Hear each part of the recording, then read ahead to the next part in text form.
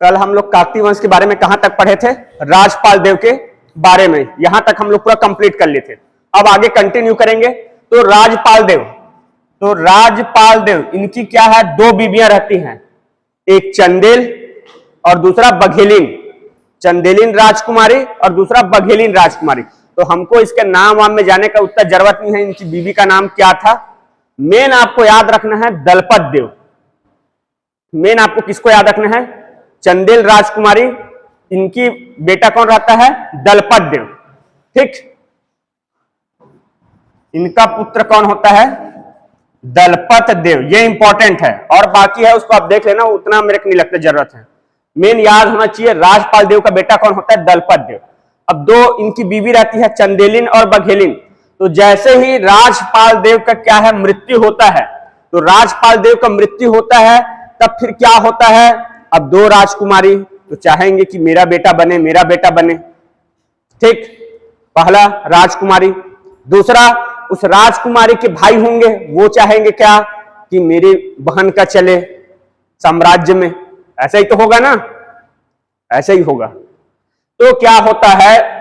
जैसे ही राजपाल देव की मृत्यु होती तो इनकी दो बीबी रहती है, चंदेलिन और बघेलिन। तो चंदेलिन बीबी का बेटा रहता है दलपत देव। ठीक है, अब क्या होता है? यहीं पे आ जाता है चंदेल मामा।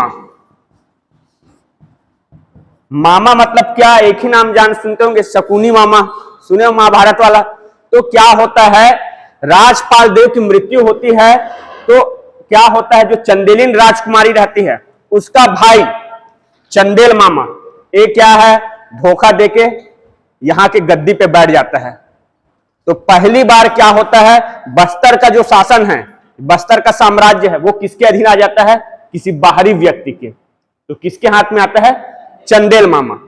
ठीक है, तो ये बताओ, जैसे ही चंदेल मामा विश्वासघात धोखा करके यहां पे गद्दी पे बैठेगा, तो क्या दलपत देव शांत बैठेगा? उसका मेन वारिस नहीं बैठेगा। तब क्या करता है दलपत देव? रक्षाबंधन के दिन अपने मम्मी का क्या है? राखी लेके भेंट करने जाता है चंदेल मामा को, और धोखे से क्या है? हत्या कर देता है। और फिर दलपत देव क्या है? मेन जो रहता है वो गद्दी पे बैठता है। तब चंदेल मामा के बाद आ जाएगा फिर दलपत देव। इतना समझ आया कैसे होता है कहानी? राजपाल देव की दो बीबी रहती है, चंदेलिन और बघेलिन। तो चंदेलिन जो बीबी रहता है, उसका बेटा कौन रहता है? दलपत देव। ठीक, अब क्या होता है? जैसे ही राजपाल देव की मृत्यु होता है तो दलपत देव का मामा है, वो क्या है? यहां अपना तिकड़मी लगा के बस्तर की गद्दी पे बैठ जाता है। तो इस तरीके से क्या है? बस्तर का जो साम्राज्य है, जो काकतीय वंश का साम्राज्य हो, पहली बार किसी बाहरी व्यक्ति के हाथ में लग जाता है। तब फिर क्या होता है? दलपत देव क्या करेगा? रक्षाबंधन के दिन राखी छोड़ने जाता है अपने मम्मी का, और फिर मौका देख के चंदेल मामा की हत्या कर देता है, फिर गद्दी पे बैठता है। यहां तक समझ आया? अब दलपत देव, अब यहां से मेन स्टार्ट होगा आपका पूरा काकतीय वंश। यहीं से दुनिया भर का जो भी घटना घटेगा। अब इसी दौरान आपका मराठे लोग भी आ जाएंगे और अंग्रेज लोग भी आ जाएंगे इस समय। तो आप लोग को पता है, कलचुरी वंश पढ़े हो, तो कलचुरी वंश का शासन कब से कब तक था? यहां 1741 बराबर, 1741 तक था।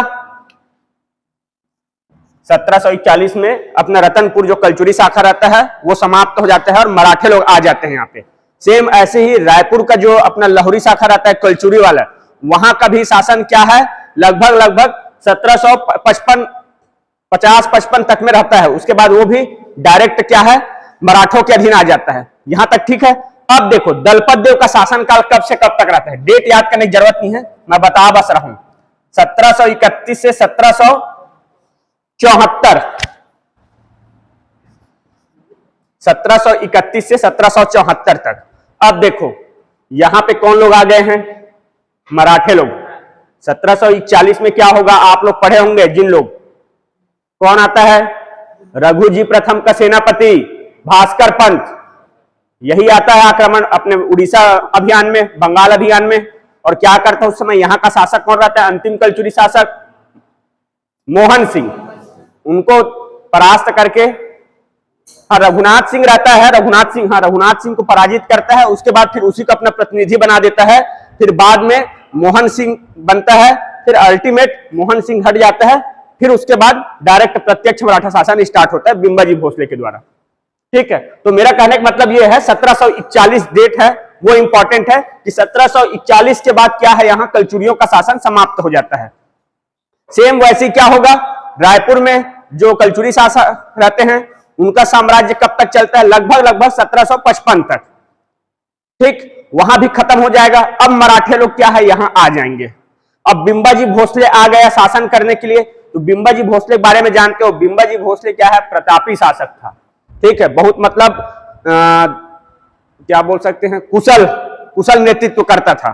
तो वो क्या है, शुरू में तो वो मराठों के प्रतिनिधि के रूप में यहाँ छत्तीसगढ़ में आता है शासन करने के लिए, लेकिन बाद में क्या है वो स्वतंत्र रूप से शासन करने लग जाता है और नागपुर से कोई मतलब नहीं रखता है। उसका खुद का यहाँ अपना राजस्व खजाना रहता है, खुद का अपना सैनिक रखता था, सब चीज।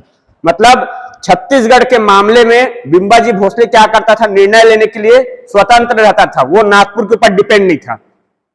अब जैसे बिंबाजी भोसले यहाँ आ जाएगा तो बिंबाजी भोसले क्या करेगा, वो भी तो साम्राज्य विस्तार सोचेगा बराबर। तो अब उस समय देखो 1731 से 1774, अब बिंबाजी भोसले आएगा तो तुरंत तो क्या है यहाँ अपना साम्राज्य विस्तार नहीं करेगा, पहले अपने आप को एकदम अच्छे से इस्टेब्लिश करेगा, अपने सेना वेना को सुदृढ़ करेगा। ठीक, इतना समझ आ गया। अब देखो अब जैसे छत्तीसगढ़ बोलता हूं मतलब कौन सा आ जाता है, रायपुर संभाग, दुर्ग संभाग, बिलासपुर संभाग। अब बिंबाजी भोसले ट्राई करेगा ही साम्राज्य विस्तार करने का, बस्तर पे अटैक करने का। ठीक है, अब इसी समय क्या हो गया, अगर भारतीय परिप्रेक्ष्य में बोलोगे तो अंग्रेज लोग क्या है, शुरू में किस रूप में आते हैं, ईस्ट इंडिया कंपनी की स्थापना करते हैं, एक व्यापारी के रूप में आते हैं। तो शुरू में क्या है, उनका मेन उद्देश्य क्या रहता है, व्यापार करना। और जैसे ही उनका व्यापार स्टार्ट होता है, अच्छा चलने लग जाता है, फिर क्या करते हैं, धीरे धीरे उन लोग यहाँ के आंतरिक मामलों में हस्तक्षेप करने लगते हैं। तो अभी फ्रंट में आके शासन नहीं करते हैं, हमेशा आंतरिक मामलों में हस्तक्षेप करेंगे।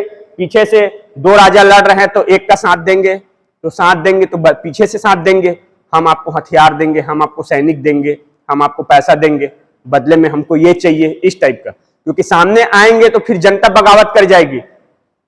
तो अंग्रेज लोग इस समय क्या रहते हैं 1740-41 में, इस समय इन लोग प्रत्यक्ष रूप से न करके अप्रत्यक्ष रूप से यहाँ के राजनीतिक मामलों में हस्तक्षेप करना प्रारंभ कर चुके रहते हैं। ठीक है, तो मेन अब आ जाता है दलपत देव। ठीक, तो इन्हीं दलपत देव के शासन काल में पहली बार क्या होता है, मराठा आक्रमण होता है। प्रथम मराठा आक्रमण काकती वंश में, प्रथम मराठा आक्रमण काकती वंश में 1770 ईस्वी, ये इंपॉर्टेंट है, डेट वेट पूरा फैक्ट नोट करते जाना, याद करना है। तो दलपत देव के शासन काल में ही प्रथम मराठा आक्रमण कौन करता है, बिंबाजी भोसले के शासन काल में होता है। और बिंबाजी भोसले का सेनापति रहता है कौन, नीलू पंत या नीलू पंडित। ये आक्रमण करता है पहली बार बस्तर में, और ये आक्रमण को क्या है, असफल हो जाता है। फिर दलपत देव क्या है, अपना दूरदर्शिता दिखाते हुए जो राजधानी रहता है बस्तर, उसको शिफ्ट करता है कहां, जगदलपुर। ठीक है, और यही जगदलपुर अब राजधानी बन गया। तो फिर जगदलपुर में दलपत देव क्या करता है, अपने नाम से दलपत सागर झील का निर्माण करवाता है।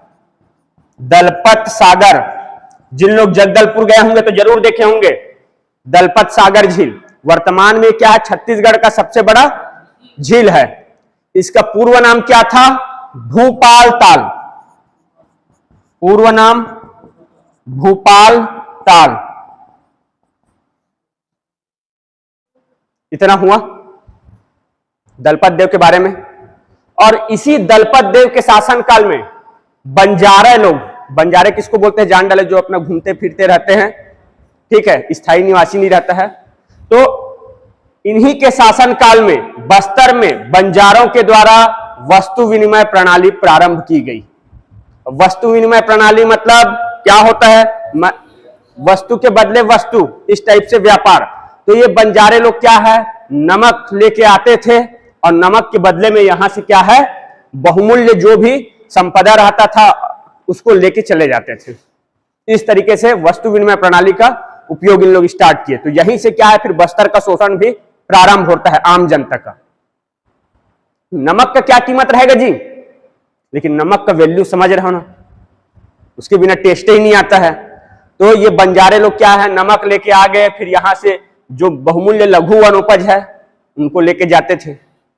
अब मैं अगर बोलूं आपको 1 किलो नमक के जगह भैया मेरे को आधा किलो कोई भी महुआ दे दो, बोलूंगा कितना फायदा का सौदा है। तो इस तरीके से, और कुछ नहीं तो बहुमूल्य क्या हो गया, लकड़ी वकड़ी हो गया, इमारती लकड़ी, वो सब ले जाते थे। तो इस तरीके से बंजारे लोग क्या है, इन्हीं के शासनकाल में बंजारों के द्वारा वस्तु विनिमय प्रणाली बस्तर में स्टार्ट होता है और यहीं से फिर बस्तर वासियों का शोषण भी प्रारंभ होता है। इतना समझ आया दलपत देव के बारे में। और दलपत देव का 2 बेटा रहता है, अजमेर सिंह और दरिया देव। अजमेर सिंह और दरिया देव, यहां तक क्लियर है दलपत देव के बारे में। एक बार फिर बता रहा हूं, चंदेल मामा, ठीक है, चंदेल मामा को मार के क्या है, दलपत देव गद्दी पे बैठेगा। तो दलपत देव के शासन काल में ही पहली बार क्या है, मराठों के द्वारा बस्तर में आक्रमण किया जाता है। कब, 1770 ईस्वी में। इस समय शासक कौन रहता है, बिंबाजी भोसले। और बिंबाजी भोसले का प्रतिनिधि सेनापति कौन, नीलू पंत या नीलू पंडित, वो आक्रमण करेगा और ये आक्रमण विफल रहता है। उसके बाद क्या है, दलपत देव राजधानी बस्तर से कहां ट्रांसफर करता है, जगदलपुर। और जगदलपुर में अपने नाम से दलपत सागर झील का निर्माण करवाता है, जो वर्तमान में सबसे बड़ा छत्तीसगढ़ का झील है। और इसका पूर्व नाम क्या था, भूपाल ताल। और इन्हीं के शासनकाल में बंजारों के द्वारा वस्तु विनिमय प्रणाली प्रारंभ होता है, नमक के बदले वाला, ठीक है। यहीं से फिर क्या है, बस्तर वालों का शोषण भी प्रारंभ हो जाता है। बाहरी लोग आएंगे तो जी, इसलिए आप लोग कभी भी देखना, जो जनजाति लोग हैं, जो आदिवासी लोग हैं, जो सुदूर जंगल में रहते हैं, तो उन लोग बहुत जल्दी क्या है, दूसरे से, बाहरी लोग से घुलते मिलते नहीं है। कभी देखे हो, अभी ऐसे गौर किए हो? इसी कारण आप लोग पढ़े होंगे, भोपालपट्टनम संघर्ष पढ़े होंगे। उनको लगता है अगर कोई बाहरी आदमी आ रहा है मतलब ये हमारे लिए खतरा है। तो उन लोग का यही रहता है, ना हमको मिलना है ना कोई हमसे मिले। तो भोपालपट्टनम आप लोग विद्रोह पढ़ोगे अभी, तो उसका कारण भी यही रहता है, ठीक है। यहां तक हो गया दलपत देव के बारे में। आगे बढ़ूं, अब दलपत देव का कौन होगा, 2 बेटा, अजमेर सिंह और दरिया देव, ठीक। अब जैसे ही दलपत देव खत्म होता है तो उसके बाद अजमेर सिंह और दरिया देव, इनके मध्य क्या होता है, सत्ता विद्रोह, सत्ता में बैठने के लिए उत्तराधिकार संघर्ष बोल सकते हो, ठीक है। अब बनेगा कौन, अजमेर सिंह। बनता कौन है, अजमेर सिंह।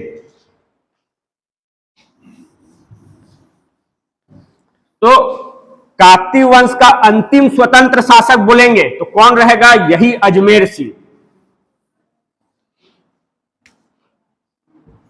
दलपत देव,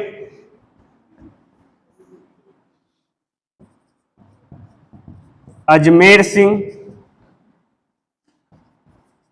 दरिया देव, ठीक। दलपत देव के 2 बेटा अजमेर सिंह और दरिया देव। दरिया देव क्या है, गद्दी पे नहीं बैठ पाता, गद्दी पे बैठता है अजमेर सिंह। तो क्या होगा, दरिया देव मन में तो टीस रहेगा ही, किसी भी हालत में मेरे को सत्ता चाहिए। तो यहीं पे क्या करता है, दरिया देव विश्वासघात करता है। और इनका यही विश्वासघात, ठीक, क्या है, काकतीय वंश के पतन का कारण बनता है। और घर का भेदी लंका ढाई वाला सुने हो ना, वो कहीं ना कहीं आपको पूरे इतिहास में दिखेगा।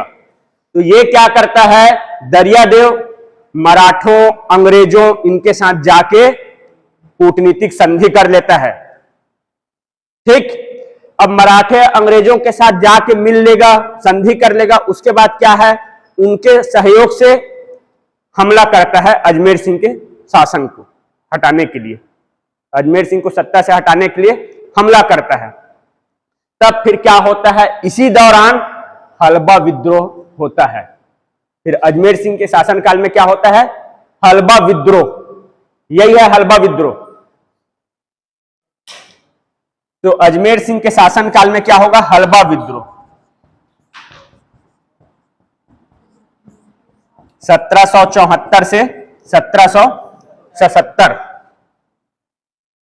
पूरा कहानी जैसे आपको समझना है, ठीक है। मेन अजमेर सिंह बनता है, चाह रहा था दरियादेव, अब दरियादेव नहीं बन पाया तो क्या करेगा, जाके कूटनीतिक संधि कर लेगा, किससे, मराठों से, अंग्रेजों से। अब मराठा अंग्रेज, अब देखो मराठा तो एक बार आक्रमण कर चुका रहता है दलपत देव के शासनकाल में, विफल हो जाता है, अब मौके की तलाश रहता है, तो अब उसको अच्छा मौका मिल जाता है दरियादेव। तो दरियादेव क्या करेगा, अंग्रेज मराठा से जाके संधि कर लेगा। अब संधि बाद में होगा, उसके अभी पढ़ेंगे बाद में संधि। अब इनके सहयोग से दरियादेव अजमेर सिंह को शासन जो रहता है, शासक रहता है, उसके शासनकाल में हमला करता है।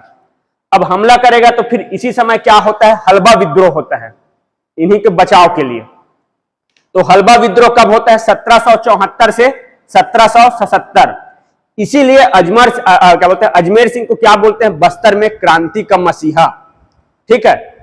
अजमेर सिंह को क्या बोलते हैं, बस्तर में क्रांति का मसीहा बोलते हैं। इन्हीं के शासनकाल में पहला विद्रोह होता है, जनजाति विद्रोह, काकती वंश में, जो कहलाता है हलबा विद्रोह। कब, 1774 से 1777 तक। तो शासक कौन रहेगा हलबा विद्रोह का, अजमेर सिंह। नेतृत्व करता कौन रहता है, अजमेर सिंह ही। राजा भी यही रहेगा, नेतृत्व करता भी यही रहता है। स्थान कहां से प्रारंभ होता है, डोंगर, डोंगर नामक स्थान से प्रारंभ होता है, इसलिए इसको डोंगर विद्रोह के नाम से भी जाना जाता है। इसका उपनाम यही है, हलबा विद्रोह का उपनाम क्या है, डोंगर विद्रोह, क्योंकि यहीं से प्रारंभ होता है। हम लोग जनरली हलबा विद्रोह बोलते हैं, लेकिन इसका उपनाम क्या है, डोंगर विद्रोह, क्योंकि यहीं से ये प्रारंभ हुआ रहता है। यहां तक समझ आ गया। अब एक्चुअल क्या है, इसका उद्देश्य यही रहता है इस विद्रोह का, कि ये जो विद्रोही हैं उन लोग क्या है, एक स्वतंत्र साम्राज्य की स्थापना करने चाहते थे। अब अजमेर सिंह कहां लड़ पाएगा दरियादेव से, इनके साथ तो कौन है, मराठा हैं, अंग्रेज हैं, तो इन लोग तो बहुत ज्यादा वो रहता है ना, मतलब टेक्नोलॉजी के अगर हिसाब से बोलोगे, अस्त्र शस्त्र में अजमेर सिंह पीछे हो जाता है, तो ये भारी पड़ेगा दरियादेव। अब होता क्या है, 1774, कब, 1777 नहीं 1774 है ना, अजमेर सिंह की मृत्यु कब होता है, 77।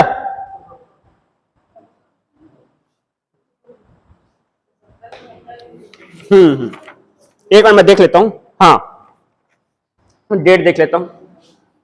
1777 में क्या होता है, अजमेर सिंह की मृत्यु हो जाती है। 1777 में अजमेर सिंह की मृत्यु हो जाती है, जिसके बाद क्या है, जितने हलबा विद्रोही रहते हैं सबको सबका दमन कर दिया जाता है। तो दमन करता कौन रहेंगे, यही दरियादेव, मराठा और अंग्रेज। इतना समझ आया, इतना समझ आया जी कि नहीं आया। अब देखो इसमें होता मेन क्या है, दरियादेव रहेगा, ठीक है। अब मराठे की तरफ से कौन रहेगा, हाँ मराठा के समय, अब जो हलबा विद्रोह होता है तो इस समय मराठा की तरफ से राजा कौन रहेगा, बिंबाजी भोसले। इसको याद रखना है, अगर पूछ देगा, ऐसे बुक में तो आपको लिखा नहीं है, लेकिन आपको इतना पता होना चाहिए कि प्रथम जो बस्तर में आक्रमण होता है उसमें मराठा शासक कौन रहता है, तो बिंबाजी भोसले, ठीक। अब जब हलबा विद्रोह होता है तो उस समय कौन रहता है, बिंबाजी भोसले। और कंपनी मतलब अंग्रेजों की तरफ से कौन रहता है, ब्रिटिश अधिकारी Johnson. Bimbaji Bhosale, Johnson British अधिकारी, इन लोग सब मिलके क्या है, ये विद्रोह का दमन करते हैं, हलबा विद्रोह का। आया इतना समझ, यही है हलबा विद्रोह। एक बार फिर पूरा मैं बता रहा हूं। दलपत देव के दो बेटा अजमेर सिंह, दरियादेव। शासन पे कौन बैठेगा, गद्दी पे, अजमेर सिंह। अब क्या करता है दरियादेव, दरियादेव की महत्वाकांक्षा रहेगी, किसी न किसी रूप में रहेगी, मैं गद्दी पे बैठूं। तब फिर क्या करता है दरियादेव, मराठे और अंग्रेजों के साथ जाके मिल लेता है और कूटनीतिक संधि करता है, ठीक, कि अजमेर सिंह को हटाओ, मेरे को गद्दी में बैठाओ, फिर मैं आप लोग का, अब गद्दी में बैठाएंगे तो ठीक है हम सपोर्ट करेंगे, तो हमको क्या करोगे, हमारा क्या करोगे, तो फिर इसके तहत संधि होता है। तो वो संधि अभी गुप्त रहेगा, पहले सत्ता में हटेगा उसके बाद फिर पढ़ेंगे। तो जो भी संधि होगा उसके तहत क्या होता है, दरियादेव मराठे और अंग्रेज के द्वारा सहयोग से अजमेर सिंह के शासनकाल में विद्रोह, क्या बोलते हैं, हमला करते हैं, ठीक है। तो होता क्या है, अजमेर सिंह पराजित होता है, यहां तक समझ आ गया। अब देखो अजमेर सिंह शासन राजा रहता है, तो इसी के समय में ही क्या होता है, हलवा विद्रोह होता है, यही दरियादेव के कारण, ठीक। तो हलवा विद्रोह, तो हलवा विद्रोह कब से कब, 1774 से 1777 तक। स्थान कहां से प्रारंभ होता है, डोंगर, इसलिए इस हलवा विद्रोह को और किस नाम से जाना जाता है, उपनाम डोंगर विद्रोह। काकतीय वंश में प्रथम जनजाति विद्रोह कौन सा बोलेंगे, तो हलवा विद्रोह, यही हलवा विद्रोह है। शासक कौन रहता है, अजमेर सिंह, नेतृत्वकर्ता कौन रहता है, अजमेर सिंह। और यह विद्रोह होता क्यों है, कारण क्या रहता है, यही उत्तराधिकार के लिए संघर्ष अजमेर सिंह और दरियादेव के मध्य में, यहां तक ठीक है। अब क्या होगा, यहीं पे जो विद्रोही रहते हैं वो क्या है, डोंगर में, मतलब बस्तर में एक स्वतंत्र साम्राज्य की स्थापना करना चाहते थे, इनका यही लक्ष्य रहता है। अंततः क्या होता है, अजमेर सिंह का 1777 में मृत्यु हो जाता है, और फिर उसके बाद अंग्रेज मराठा ये दरियादेव इन लोग पूरे हलवा विद्रोही का दमन कर देते हैं। इस तरीके से ये आपका जो हलवा विद्रोह है, यही काकतीय वंश के पतन का एक प्रमुख कारण बनता है। अजमेर सिंह तक तो पूरा स्वतंत्र शासक चलेगा, काकतीय वंश के जितने राजा थे सब स्वतंत्र थे। अब उसके बाद क्या आ जाएंगे, अब अधीन शासन करेंगे, क्योंकि मराठा और अंग्रेजों से तो कूटनीतिक संधि कर ही चुका है, तो कहां से स्वतंत्र रूप से शासन करेगा। तो अंतिम शासक कौन बोलेंगे, स्वतंत्र शासक अजमेर सिंह। काकतीय वंश का अंतिम स्वतंत्र शासक बोलेंगे तो अजमेर सिंह। और कौन सा विद्रोह काकतीय वंश के पतन का कारण बनेगा बोलेंगे तो हलवा विद्रोह। इतना समझ आया, इतना समझ आया जी कि नहीं समझ आया, आगे बढ़ूं, चल।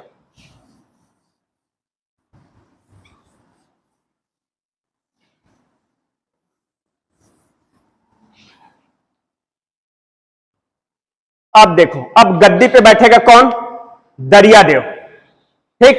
अजमेर सिंह तो खत्म हो गया, दरियादेव क्या है, अब गद्दी पे बैठेगा। दरियादेव गद्दी पे बैठेगा, लेकिन क्या है, ये अंग्रेजों और मराठों से कूटनीतिक संधि किया रहता है। तो इस संधि में क्या होता है, तो 6/4/1778 1777 में पूरा विद्रोह का दमन हो जाता है। अब दरियादेव गद्दी पे बैठेगा 78 पे, तो संधि तो होगा, जो पहले जो कूटनीतिक संधि हुआ रहता है अब उसको इंप्लीमेंट करेंगे। तो 6/4/1778 को क्या होता है, कोटपाड़ की संधि, ये एकदम इंपॉर्टेंट है भाई, कोटपाड़ की संधि। कोटपाड़ की संधि कब हुआ था, 6/4/1778। किनके मध्य हुआ था, तो दरियादेव, ठीक। अब कौन रहेगा, मराठों के तरफ से बिंबाजी भोसले का सेनापति आता है। मराठों के तरफ से बिंबाजी भोसले का सेनापति क्या है, अवीर राव, अवीर राव, यही है। कोटपाड़ की संधि 6/4/1778 किनके मध्य होगा, दरियादेव मराठा, तो मराठा में बिंबाजी भोसले का सेनापति कौन आएगा, अवीर राव। और कौन रहेगा, जौपुर, जौपुर नरेश विक्रमदेव, जौपुर नरेश विक्रमदेव। आप लोग जौपुर कहीं पढ़े हो, कहां पढ़े हो, कहां पढ़े हो, बताओ, जौपुर नहीं पढ़े हो, पढ़े हो कि नहीं पढ़े हो? हाँ हाँ, आप लोग पढ़े हो कि नहीं पढ़े हो? ठीक, तो मैं आप लोग को पूछ रहा था, इसको आप पढ़े हो कि नहीं पढ़े हो? जौपुर नाम सुने हो ना पहले? तो जो कोटपाड़ संधि होता है उसमें कौन रहता है? मराठों की तरफ से बिंबाजी भोसले का सेनापति अवीर राव और जौपुर नरेश विक्रमदेव। ठीक, इनके मध्य, तीनों के मध्य में संधि होता है। अब संधि होगा कोटपाड़ की संधि, उसमें क्या होता है कि जौपुर नरेश विक्रमदेव, इसको दरियादेव कौन कौन सा क्षेत्र सौंपता है? कोटपाड़, पोड़ागढ़, पोड़ागढ़ अभिलेख सुने हो? हाँ हाँ हाँ, वही, अब प्राचीन छत्तीसगढ़ में पढ़े होंगे पोड़ागढ़ अभिलेख। तो कौन कौन सा क्षेत्र देता है जौपुर को? कौन कौन सा क्षेत्र मिलता है जौपुर नरेश को? कोटपाड़, पोड़ागढ़, रायगढ़ा और चुकचूड़ा। ये चार क्षेत्र क्या है? दरियादेव किसको देता है? जौपुर नरेश विक्रमदेव को। कोटपाड़ की संधि तो कोटपाड़, पोड़ागढ़ अभिलेख आप लोग पढ़े हो, उसके बाद रायगढ़ से रायगढ़ा और चुकचूड़ा। ठीक है, और क्या करता है दरियादेव? मराठों को प्रतिवर्ष 59,000 टकोली चुकाएगा, टकोली अदा करेगा। इस शर्त के तहत क्या है, दरियादेव गद्दी पर बैठता है। ठीक है, तो इस तरीके से पहली बार दरियादेव के शासन काल में बस्तर है वो छत्तीसगढ़ के अधीन आता है। इससे पहले तो छत्तीसगढ़ में नहीं था बस्तर, कहीं था? नहीं था। तो यही दरियादेव के शासन काल में जो कोटपाड़ की संधि होता है, जिसके तहत दरियादेव क्या है, या फिर काकती वंश का जो शासक रहेगा दरियादेव, वो क्या है, मराठों को हर साल 59,000 टकोली चुकाएगा। तो दूसरे तरीके से मैं क्या बोल सकता हूं, इस तरीके से जो बस्तर है वो क्या है, मराठों का करद राज्य बन जाता है। करद राज्य मतलब कर देने वाला। तो पहली बार बस्तर किसके शासन काल में छत्तीसगढ़ का अभिन्न अंग बना बोलेंगे तो दरियादेव के शासन काल में। इसके पहले तो नहीं था। तो दरियादेव के शासन काल में क्या है, बस्तर छत्तीसगढ़ का अभिन्न अंग बनेगा। तो इसी को मैं बोल सकता हूं मराठों के अधीन शासक।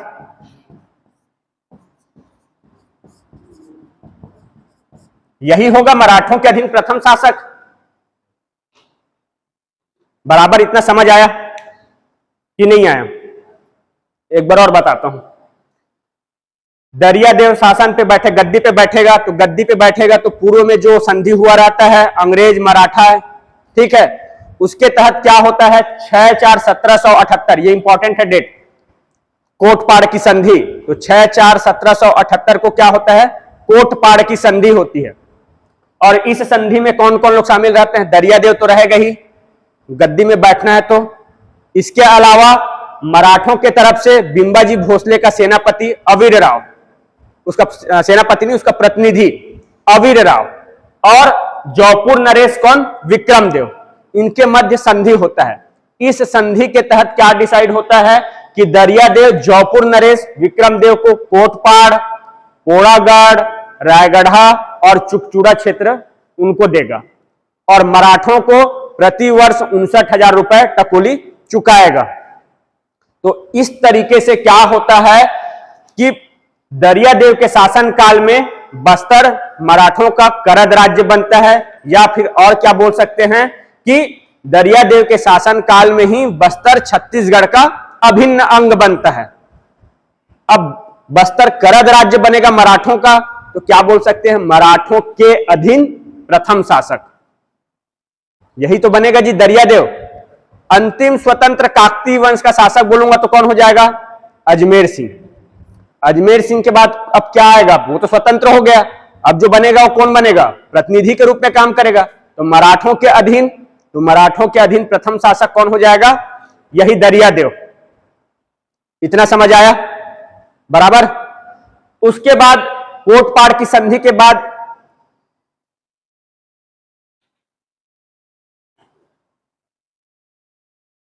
इन्हीं के शासन काल में एक और विद्रोह होता है, भोपाल संघर्ष होता है, भोपाल पट्टनम संघर्ष। फेमस है भोपाल पट्टनम संघर्ष, दरियादेव के शासन काल में ही होता है। भोपाल पट्टनम संघर्ष कब? 1795, इसी टाइम में होता है 1795 भोपाल पट्टनम संघर्ष। तो दरियादेव के शासनकाल में दो चीज इंपॉर्टेंट है, एक हो जाता है कौन सा? कोटपाड़ की संधि, और दूसरा भोपाल पट्टनम संघर्ष। कब? 1795 में। तो इस संघर्ष का कारण क्या रहता है? तो कोई खास कारण नहीं है अगर बोलोगे तो क्या होता है? ब्रिटिश अधिकारी मिस्टर जेटी ब्लंट, ब्रिटिश अधिकारी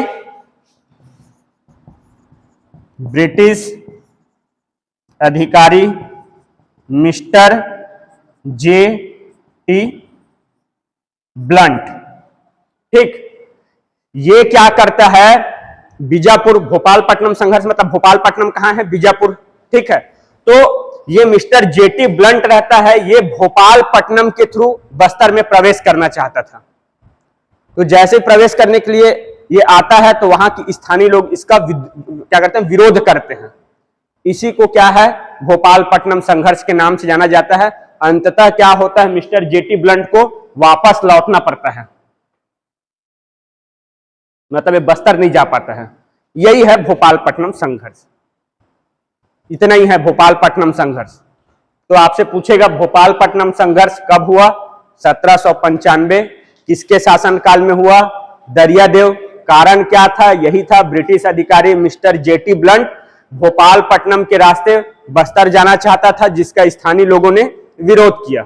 यही इतिहास में भोपाल पट्टनम संघर्ष के नाम से जाना जाता है। इतना ही है जी, ठीक है। देखो एक बार इतना को,